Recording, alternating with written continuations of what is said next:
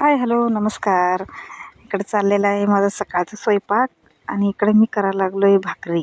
मक्याच्या भाकरी आहे बघा.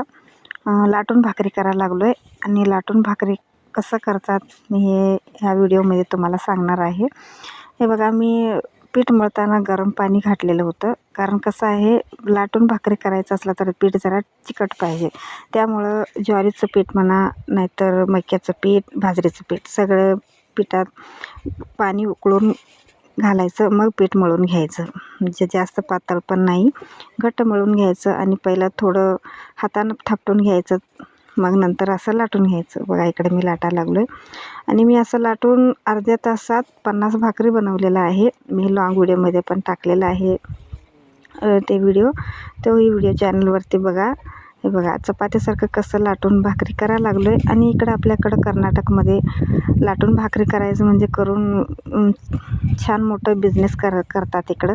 आणि महाराष्ट्रात असं लाटून भाकरी कोण विकत नाही. आणि हॉटेलमध्ये कसं असते भाकरी, ते असं पातळ भाकरी नसते. बघा इकडं मी एक बुट्टी भरून भाकरी बनवलेला आहे. आणि पाणी कसं जास्त लावायचं नाही आहे, पाणी व्यवस्थित लावायचं, खरं तेवढंच कमीच लावायचं आहे. बघा मी इकडे पाणी थोडं लावलेलं आहे. चला, बुट्टीवरले भरून भाकरी बनवलेलं आहे. कसं वाटलं प्लीज कमेंटमध्ये सांगा. आणि प्लीज चॅनलवर नवीन असाल चॅनलला सबस्क्राईब करा आणि प्लीज सपोर्ट करा. सपोर्टचं खूप गरज आहे. परत भेटूया पुढच्या ब्लॉगमध्ये. Bye bye.